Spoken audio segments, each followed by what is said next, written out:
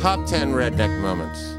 We had a big cauldron at school, and we fill it with warm applesauce. Water and fire. Hello! Forrest is my everything is terrible sober tour buddy. I had him on to talk about my absolute favorite songwriter, David Berman. Because Forrest put out a free collection of all of David Berman's unpublished writings after he died. So we talk about that, mostly we just fuck around. I think Forrest might make me laugh more than most people, which kind of makes it hard for us to discuss some serious topics, but nonetheless, I think we did pretty good. I think we did a good job. Anyway, here we go. As they roll away. So what do you want to talk about? I don't know. When did you first start listening to David Berman? I suppose it would be whatever year Starlight Walker came out. I remember, well, maybe even before that, because I think Advice to the Graduate came out on a 45 RPM disc. I don't even know that one. Oh, it's a classic. My friend Jay would play Advice to the Graduate on the radio, and I just thought it was so catchy. And so then I went to a record store, and I saw a poster for Starlight Walker, and David Berman really stood out. He was so gangly. Yeah. And I was like, who's Mr. Gangles here? And so I thought all that was good. And then at some point, the album came out, I bought it. And it was good. I still listen to it. When was that? When did it come out? 1994, probably. Oh, wow. I'm guessing. Yeah, that's wild. So we're coming up. This is my anniversary with that record. I was like super late to the game. I mean, you've traveled in a van with me. Like, I still don't have good taste in music. Like begrudgingly, I like a lot of good music now, but like it took me forever. Like in 1994, I don't even think I'd been to a concert yet. Maybe really? Like a rib festival, like maybe seeing like Peter Frampton at like some Midwestern like place where people ate ribs primarily. My friend's the one I really covet, my friend's first concert was the Teenage Mutant Ninja Turtles. Yeah. When they were touring for Pizza Hut. They had a song, "We're the turtles, you can count on us." Yeah, they had another song called "Coming Out of My Shell." Oh, I get it. Actually, it's a turtle thing. Yeah, exactly. That's good. It's good. It is. I mean, it's an old saying too. Yeah, it was like an old Pilgrim saying.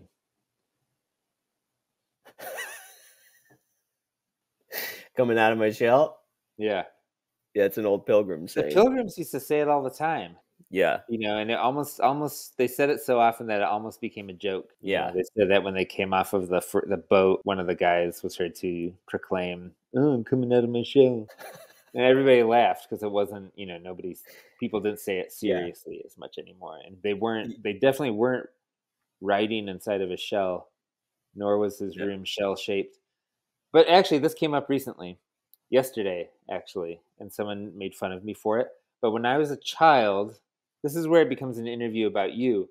When I was a child, we had a big cauldron at school, and we fill it with warm applesauce, and then we would each be given a seashell, and we would eat an applesauce out of it.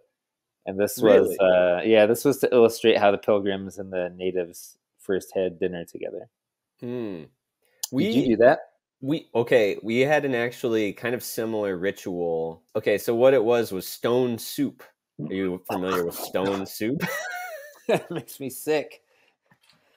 Okay, well, I guess I would compare it to like the Jesus story of like he's only got a loaf of bread and a fish, but he feeds everybody. Oh. Here's the story I'm going to tell you. He just like passed out a plate of toothpicks, and everybody just got a little nibble of fish. We acted this out as like preschoolers, but there's a town and one guy says, "Hey, I'm going to make soup for everybody." And they're like, "Oh, what kind of soup are you going to make?" And he's like, "Stone soup." And so he starts boiling a single stone, and the rest of the townspeople come out and they each bring a little thing for the stone soup. So somebody throws in some carrots, somebody else throws in some other things. And then lo and behold, this is such a stupid story. I don't believe it. You know what I do believe, though? I just started. Why did you believing- use clamshells? I think that's what the Pilgrims and natives used. But I did just start believing the story of Adam and Eve. I do now. You think just it's started plausible. believing it? Yeah. Which part did you not believe that now is... The whole thing. I didn't believe the people involved didn't seem to exist ever. Okay, but now you've come around. Yeah. So And the first wife too, Lilith. It's good. It's like Lilith. It's like the story of the first wife, and then of the actual people who lived, Adam and Eve. And then I was like, oh, Lilith Fair. That's the Lilith they were talking about. The phony sacred realms in there.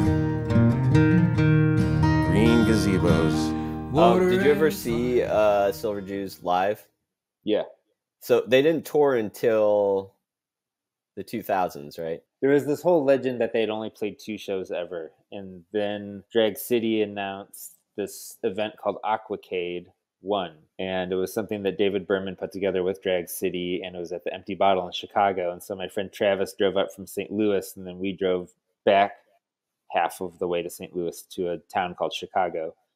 And there we went to Aquacade, and David played 2 Silver Jew songs with the band Chestnut Station. And David read, it was a reading event, but there were 2 secret Silver Jew songs. So I think this was like the 3rd Silver Jews performance ever. And wow.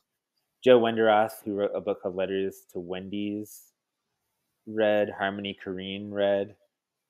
And it was really funny because we thought we were hanging out with Harmony Korine most of the show. There was this little guy who looked vaguely like him, who was wearing really nice clothing, and we're like, this must be him. And we were just cracking jokes for hours with this guy and having a great time. And then the real Harmony Korine went on stage. He looks terrible. And he had a really disgusting outfit on. When women complain about men, I picture Harmony Korine at But then we were mad at the other guy, too.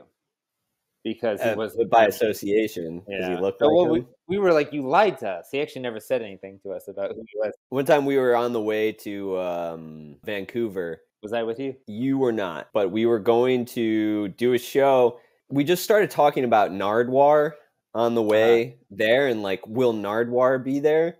And like, of course he wasn't going to be there, but we like kind of convinced ourselves in the van on the way there to the show that like, it's possible that Nardwuar might be at this show, and maybe then he'll interview us, you know? Yeah. And we got really excited that then when we were at the show, we saw a very similar looking Nardwuar-ish man on stage. Like, I had this pantyhose over my head. I was Brian the Cat, and like whiskers drawn on the pantyhose and this like tuxedo. So I couldn't see very well. And when I was like out on stage, I was also pretty intoxicated. I was sure it was Nardwuar. And so I started talking to him like in the microphone, like I had like all these books, and you know how Nardwuar gives people like presents. So I started like presenting him things. Sure that it was him. And then it was like, once I took the thing off later after the show, I got a like good view of him, and it was definitely not him, and we started calling him Notwar. That's a good story. Thanks. I did sit behind him on a plane one time. Nardwuar. Yeah. And it was interesting because he was wearing a suit. He's wearing like a 3-piece suit that was like 2 sizes too big for him. Yeah. And I was like, this is interesting that these are his plain clothes. But he still had the Nardwuar head. He wasn't wearing a hat, but he was seated in front of me. He was in the aisle seat, and I was surprise, they put me in the middle seat, and I was looking through the little gap I could see between the seats, and he had opened up his laptop, opened his Dell, and he opened a Microsoft Word doc, and he started typing in questions for whoever he was going to interview. So he would write the question, and then he'd hit enter like 4 times, then type in the next question. I think he had a notepad that he was copying them from. But it was good. It was almost like he was leaving the space for the artists to write in their answer instead of just Could you like tell from context clues what the artist was? I can't remember. Maybe I could have been writing. There's a very, very, very, very, very, very, very, very good chance I was writing in my diary at the time. So if I can find that diary, and maybe I noticed, but I feel like I'd remember that. But I sometimes still get lost in like YouTube rabbit holes of watching Nardwuar interviews that go over poorly. This is a really bad Henry Rollins one. Yeah, the Henry Rollins one is the classic. The Sonic He Youth keeps one's asking really like if his dick is the size of a soda can. Uh-huh. And then, Because someone told me that your dick was the size of a soda can. yeah, and then he like acts all like, said. and like somehow still Rollins comes off as the bad guy. Like that's a feat of like assholery. He's got a bad rap. Yeah, he's got a bad attitude is what he's got. He's actually got a pretty good attitude. Now I like Henry Rollins. I saw him live in the Like 90s. he was good. I didn't see I didn't see his band. He was just doing spoken word. That Aquacade show in Chicago was incredible. Yeah. Okay. So did he read poems and stuff? Yeah, Or he read just this thing his that I've poems? never read since. And there was like a funny part. I was actually standing next to his wife Cassie during the show, and I was like, "Do you guys ever play together? Yeah. Is there ever talk about it?" She's like, "Sometimes we break the guitars out." Oh wow. the So living she room. hadn't. Yeah, right. Because she hadn't joined the No. band much then yet. and then he did he did this story. It was hilarious. The only part I remember, and partly because Cassie remarked on something that he said, was this part where he talks about he and his friends or some people drinking Mexican beer and taking cars apart and putting them back together. Something like that. That's the only part I remember. But it's this long rambling thing, and then he had this part where Cassie had to go on stage and hold up these cue cards that people would heckle. They'd read a joke on these 3 cue cards and heckle him, kind of using that joke. And my friends, I went with 2 friends, we each got one of the cue cards at the end of the night. Oh, nice. And but yeah, then we drove back to Michigan overnight and nearly died. Locked the keys in the car as soon as we got home. My first concert was Ben Folds 5. I'm so sorry. I was in the 8th grade, and my parents drove me, and they sat in the back for Ben Folds 5. And they're probably like, "What is wrong with our son? Where did we go wrong?" That song, and afterwards, "She's a Brick," is a huge piece of shit. I hate that song. The whole sentiment. This was pre-Brick. I was All right. in early. Oh, I was in early. And our car broke down. And the car broke On the down way on the way back. there? On the way back. And then I wanted to go see Beastie Boys. And I said, "Dad, I want to go see the Beastie Boys." And I remember he was in bed at the time. I was like asking him while he was in bed. But I was like standing in his doorway, and I just remember him laying in bed and going, "Brian, at that Ben Folds 5 show, I smelled weed in the audience."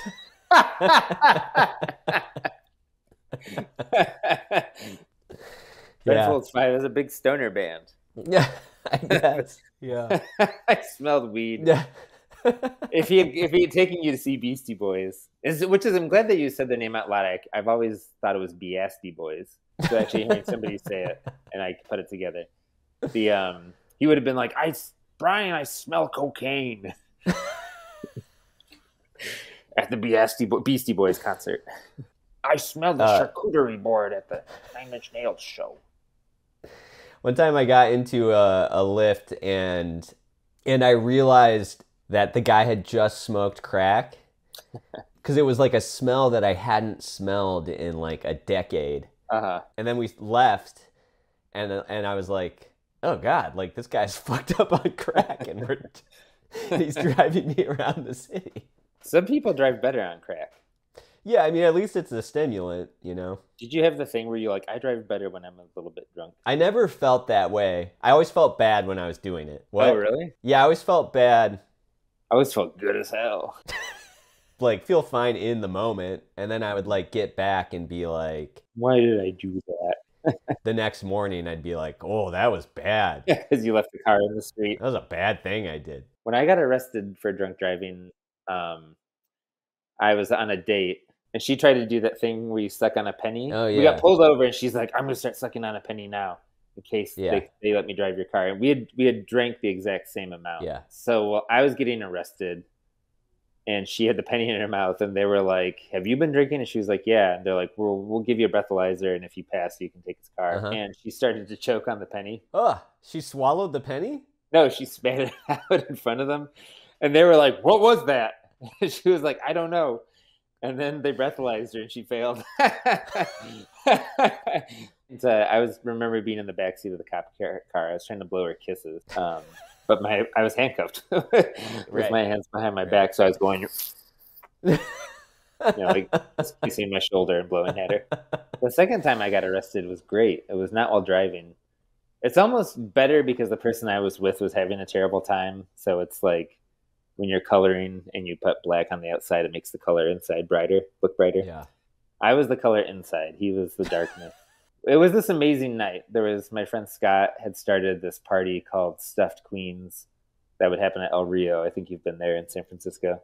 And afterwards, my friend was like, who was also there, was like, can I stay at your place? I live too far away and I'm too fucked up. And I was like, of course. So we went back to my house and continued to do cocaine and drink. And then decided to climb onto a building behind my house to look at I don't know what the water is by San Francisco. Is that an ocean? The bay? So we went to look at the bay. It was a beautiful night.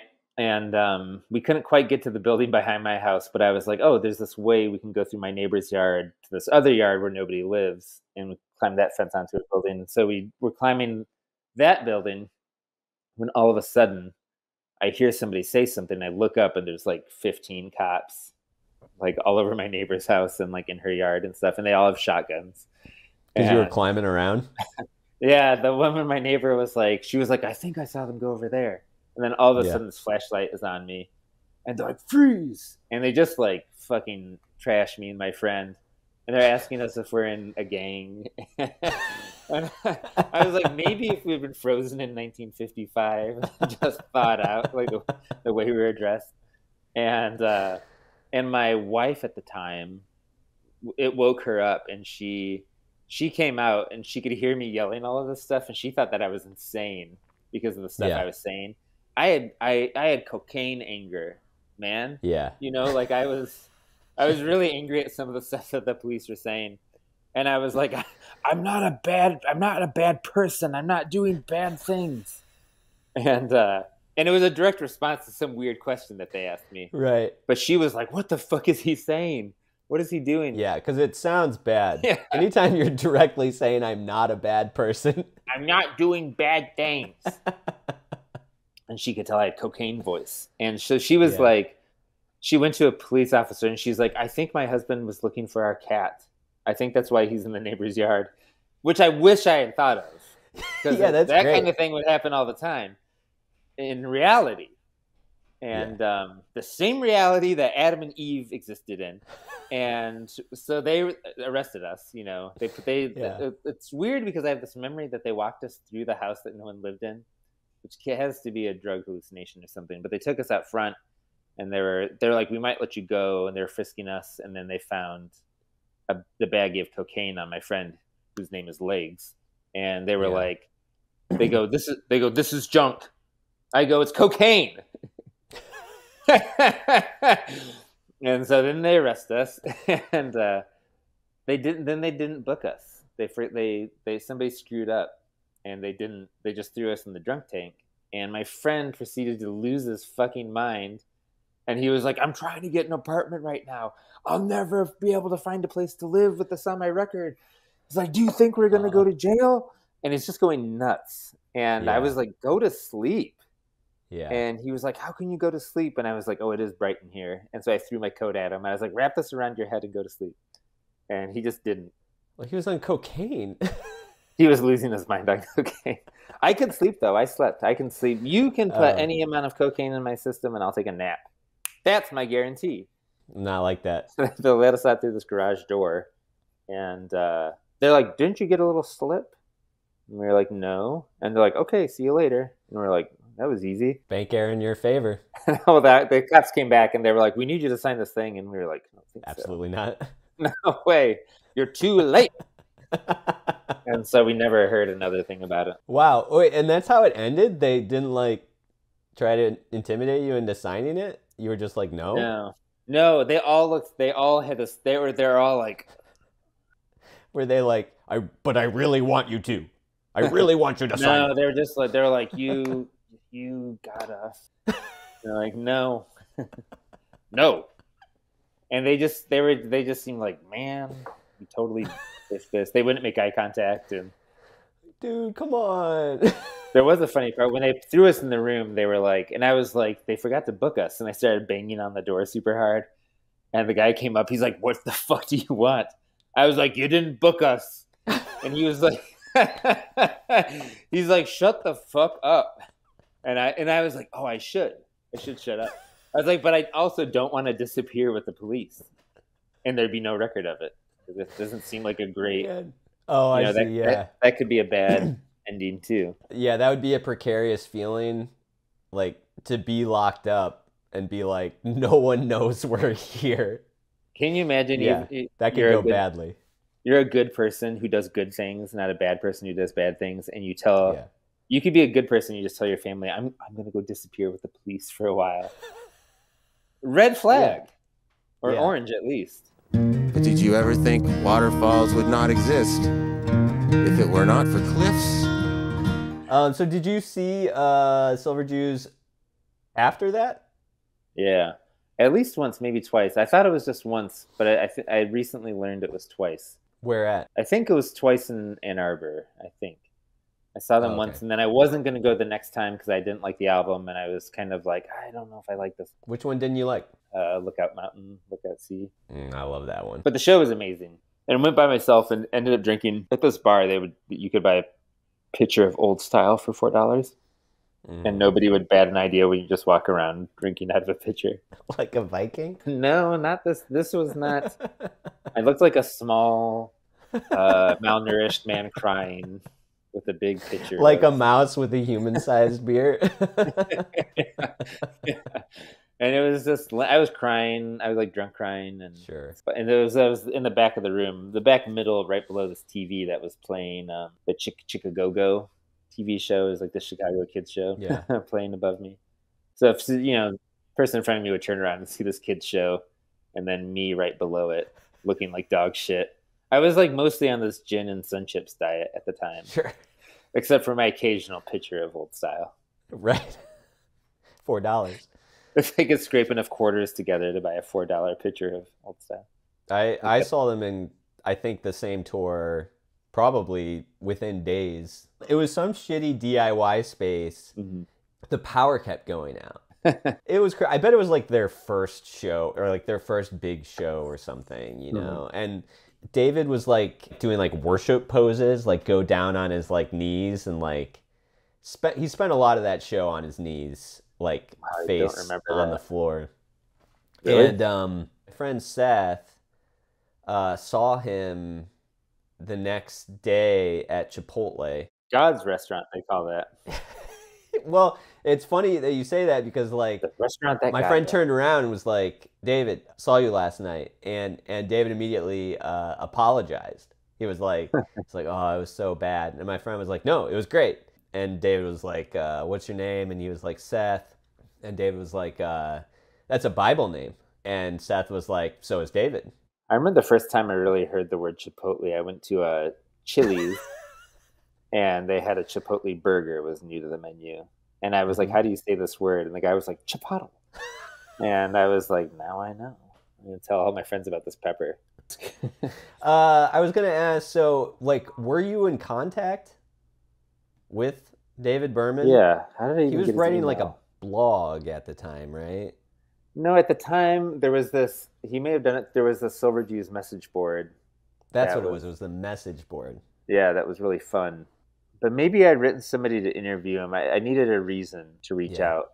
I was working at a bookstore, and I had taken one of our employment sheets. What do they call those? Application of employment. And I doctored it to have different questions. And so one was like notable fist fight. questions like that. And his responses were really funny. The one about a notable fist fight was he got his ass kicked behind Hardee's or something like that. And anyways, I wrote him that, and then I don't know why. I would write him about different things, and then I'd put out. Do you know the magazine, The Minus Times? No.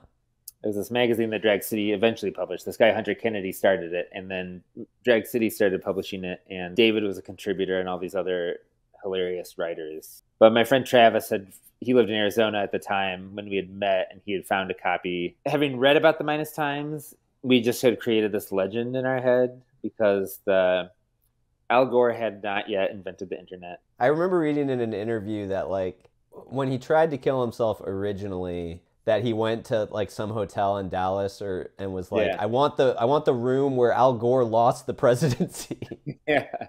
Yeah, the Al Gore suite. Dying in the Al Gore suite, I think was the name of that piece. Yeah. Travis somehow that was a very fun time for mail order. That Travis could find this Minus Times and send it to me. It was such a big deal. My God. I mean, when that issue came in the mail, I was like, oh my God, Travis spent $5 to buy this for me. And then $1 to mail it. And like, that's a lot of money. And it's crazy to have it in my hands now. It felt like a secret. And it was very exciting. But there was a set of stories of this character, Mr. Wiltoncroft, that this guy Brent Van Daly wrote. And I thought they were so good. I just loved them. So I eventually put out a book that collected all of the Mr. Wiltoncroft stories. I think David and I talked around that, because he asked for a couple copies. And then I eventually had a painting in the Minus Times, which was extremely exciting. So we would email once in a while. Well, but this was during like Bright Flight times? Like was he like sober yet? No, I don't think he was. No, because that one, it's the one with the William Eggleston photo on the cover. Tanglewood Numbers? Yeah. Yeah. I think that was the first sober one. Yeah, because that last song in there is like very kind of directly about that. Yeah. Experience, I think. Yeah. How long have you been sober? Like 8 years. You got me beat. Barely. Do you remember like the decision the first time you like toured sober? Not really. I'd have to look and see what it was. Because there were like a big deal. No, I don't think I even thought about that much. I mean, there was one EIT tour where I'd been sober for a few years that was funny because Nick and Dimitri barely drank on that tour or anything, and everybody kept being really surprised. Oh yeah. Like the guy at this one venue was like, you guys don't want drinks and stuff, and we were like, no. Nick was like, maybe I'll have a beer later at dinner, and the guy was like, okay. He's like, do you guys do drugs? And we were like, not really. And he was like, that's not what I expected. And he really expects us to show up, be like tripping on acid. That's what's crazy is like my first sober EIT tour was the Satan tour. Uh-huh. And it was like such a different group of people. Never before had it been my experience where like people are like offering me cocaine at multiple shows. You know, like they were never there before when I would have actually engaged. But I mean, you could still do cocaine and be sober. That's like one of our freebies. Yeah. I just remember like one of my friends, he would quit like one thing where it would just be like, oh yeah, I'm not smoking cigarettes these days. Mm-hmm. And they'd be like, oh, that's cool. Like, did you like cut out drinking too? Because like I figured like how could you cut out cigarettes if you were still drinking? Like, and he was like, no, and I'm doing a shit ton of cocaine. I mean, I did this like liver cleanse before I got sober because I knew there was something wrong with me. But the first 3 days I did cocaine, and I was like, Google, is cocaine bad for your liver? And it was like, it's the worst for your liver. And I was like, oh my God, so stupid. It's a huge surprise. And I was like, because I was doing a vegan gluten-free liver cleanse, I was like, I'm only going to drink Tito's vodka because it's gluten-free. And it was just such a stupid, I mean, it worked. Like each week I would bottom out. And then the fourth day I felt amazing and my brain could work in a way that it hadn't in a really long time. And I felt so good. And then I found when I drank, it didn't affect me as much in terms of like sluggishness the next day or something. But so I doubled my drinking. I was like, now that I've taken care of this, figured out that cocaine's bad for your liver, I can start drinking twice the amount that I had been. Near the end of drinking drug me, I think like my subconscious like understood that like I was dying and needed to like figure something out. But again, just like at the same time was like, but whatever it is, it's probably not drinking. Oh, yeah. I did this thing and I don't remember why. Like why it occurred to me that this would be a good idea, if I was just trying to like passively kill myself or what was happening. But I just decided like I wasn't going to eat food. That's smart. Drink alcohol, do any drugs. I went like 48 hours or something cold turkey from substances and didn't eat food. And I was a monster. Yeah, sure. Like getting into like awful fights with my like partner my poor partner at the time. Clearly like a maniac. Like why was I doing that? I have no idea. I don't know how long my plan was. I don't know if I had a plan. After like 48 hours before eating food, I drank first. Yeah, of course. Well, it's kind of like a meal. And I drank like 3 tall boy like PBRs, having not eaten for 2 days, and just was immediately trashed. Got into another big fight. My partner like left me at this event, and I like walked home and like stopped at a bar and like ate a burger and continued to drink. Just like, you know, a drug addict's idea of health. Yeah. Oh, yeah. What was I trying to accomplish? There's a thing too that I think it only just recently occurred to me that it was like when I got sober, I wanted all these other things in my life I was unhappy about to like fall at the same time that I stopped doing everything. So I was just like expected to like get into a good relationship or a job that I liked, or like all these other, or get my license back, get a bank account, like all these things that I'm like, this will all just turn around the day that I stop drinking or something. And then was like really bummed when it didn't. Like the weird kind of like things that I would associate with healthiness or having my shit together was so odd. Because after I did that cleanse, I went to Reno because I was the Saturday night DJ at this bar in San Francisco. And one of the Saturday day party DJs would do this weekend getaway thing every year. And so me and another one of the DJs went together, and Reno blew our minds. I mean, I took you to Reno thinking that I was going to show you an amazing time. Instead, it looked like the Back to the Future where Biff had the sports results guide. We were in Reno, and I was like drinking a lot more, and immediately like my body started having a really bad reaction. And because I hadn't been eating meat, because I was doing this vegan liver cleanse, instead of, even though the cleanse was like, if you start eating meat again, like ease your way back in, like start with fish, maybe once a week, like whatever. Instead, I went to this hot dog place I heard about that was like 1/4 pound hot dogs. Like the one I got was like this 1/4 pound hot dog was slashed open, jalapeno slices stuffed into the slash, wrapped in bacon, deep fried, more jalapenos thrown on top. I mean, I got back to the hotel and I felt so fucking terrible. I was like, okay, it's time to kill myself. And I went to the window and like wrenched it open, and it only opened like 2 inches because they have a little lock at casinos.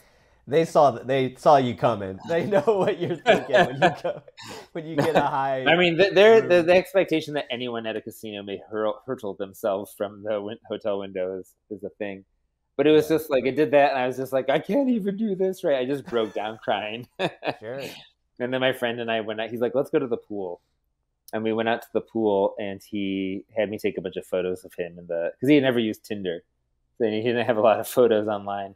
So I had to do his model shots to, we turned on the jacuzzi. So you made yourself useful. Can't believe I didn't kill myself. There's something in getting the hot dog that is like, it's self-punishment. Yeah. in a kind of way. Which was exactly what not eating was. It was just like flagellation of just like, you fucking idiot. Like you can't do anything right. You don't deserve to eat. Like, or like I was going to prove something to myself or something. I don't know. Become a saint all of a sudden. I remember just like before my first sober tour, like I had a full-on breakdown the night before. It was normal EIT affair where we like weren't ready. And I just remember seeing how packed the van was like the night before as we were like rehearsing.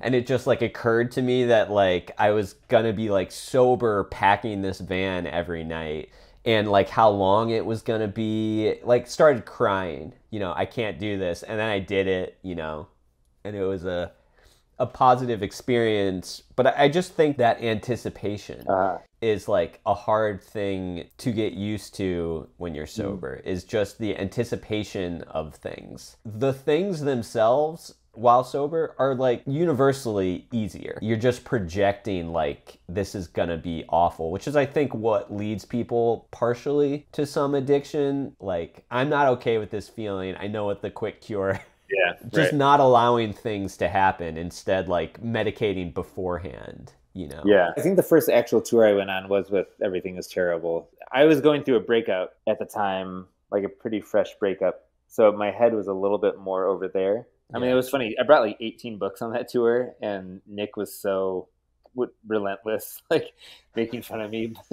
Half of them were like recovery books, which ended up being like incredibly useful. But prior to that, I went to go work for a techno festival in upstate New York, and that was awful. That was like such a test. Like I decided to move out of California and back to Detroit right before that, and which is like my first year sober. It was a huge move, packing up all my shit, and like a little ill-advised, I would say.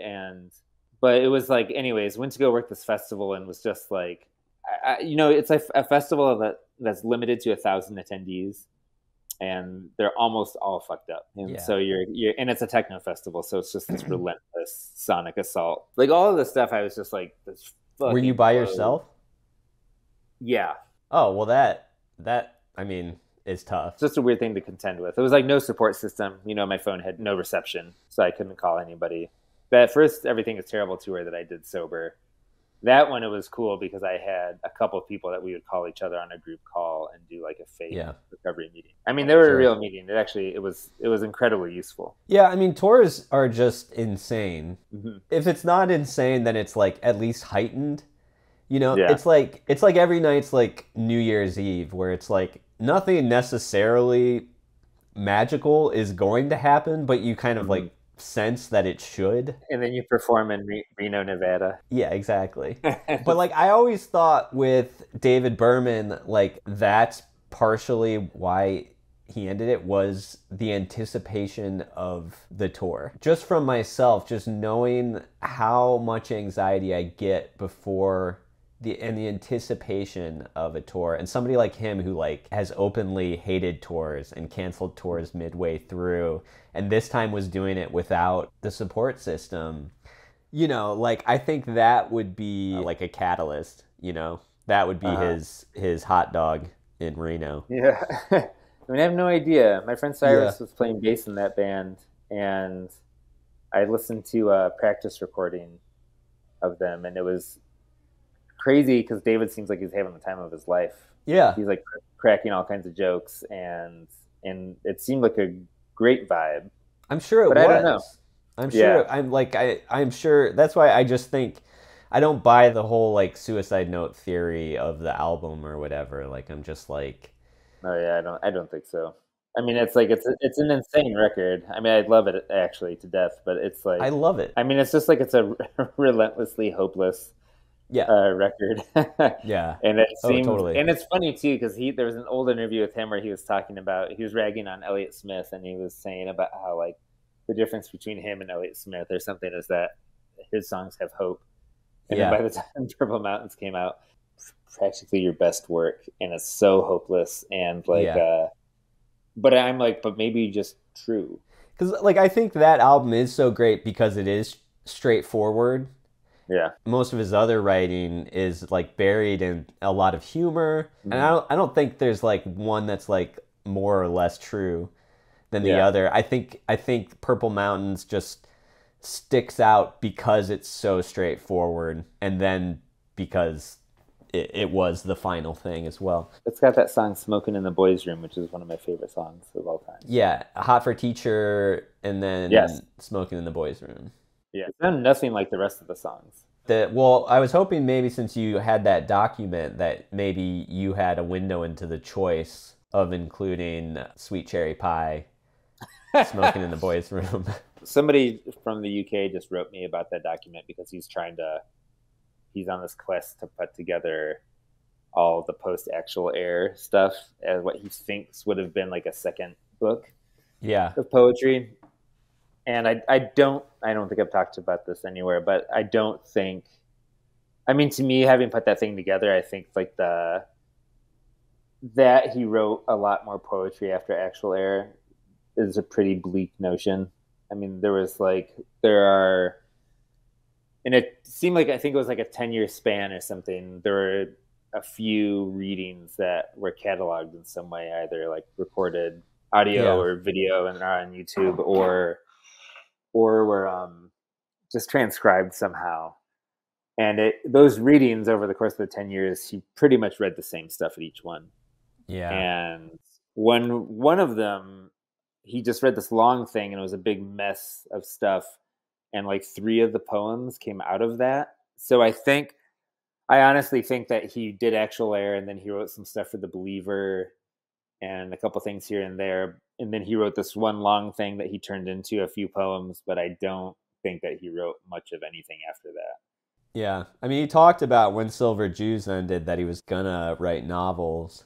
I remember being excited after Lookout Mountain because like there were some like actual story songs on there.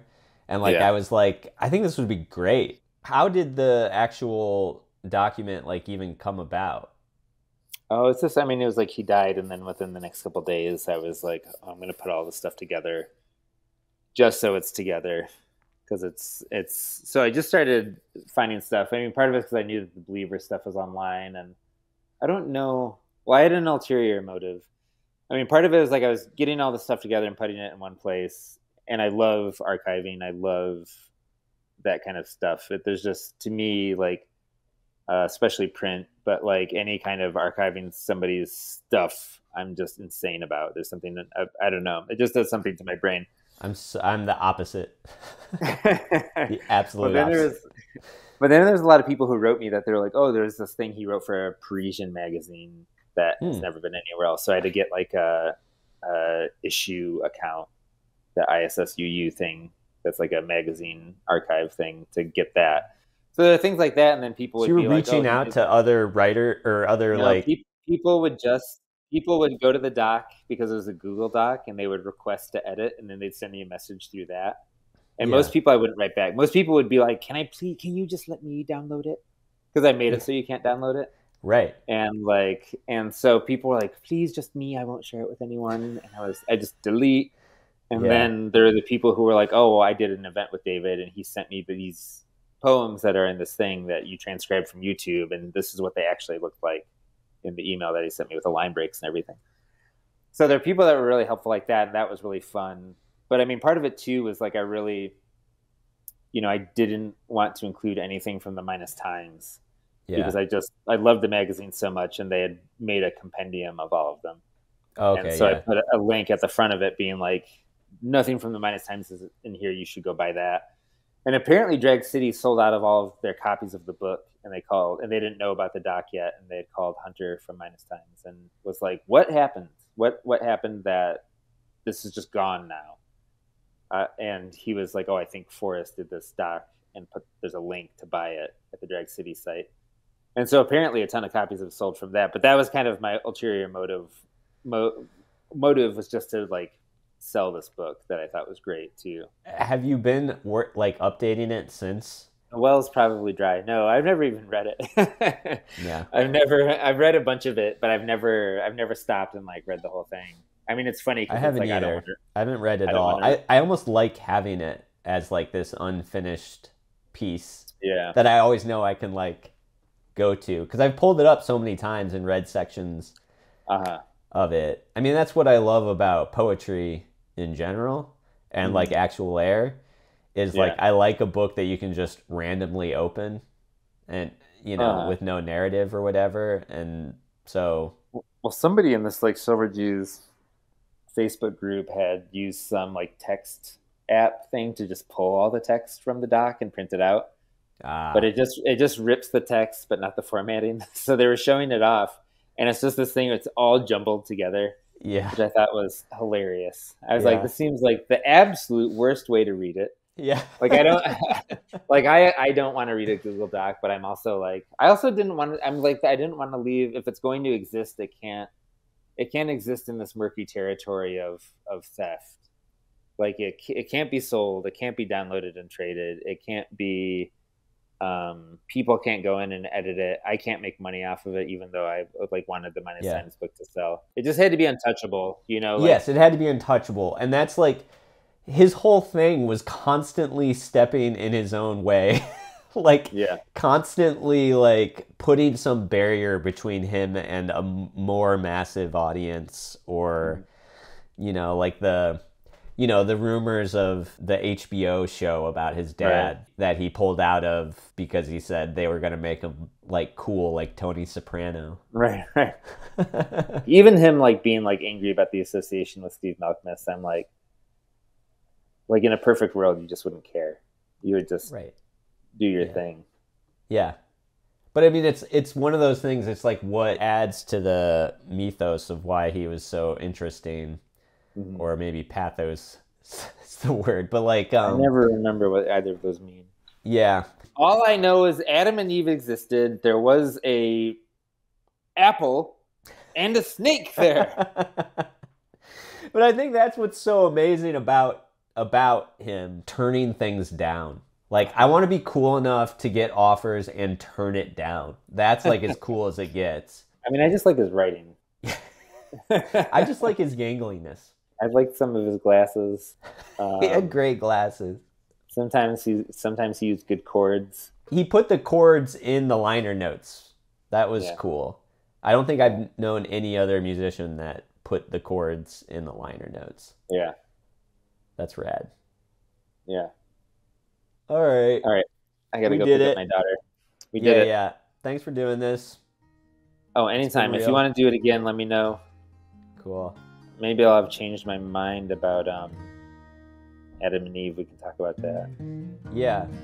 There you go. You made it through another one. Hot dang! Dog's back. That's cool. We talked about some morbid things, and we did so with mirth, brevity, levity. And I don't know, maybe it's offensive. People tend to talk about death or suicide either by giving the subject like a church-like reverence, or they throw their hands in the air, make a few jokes, and decide that it deserves no respect whatsoever. I go both ways, and that's why I love David Berman. He approached the subject from both sides as well. So check out the document. I don't know, maybe order the Minus Times collection. It seemed pretty cool. I think I'm gonna get one. All right, thank you.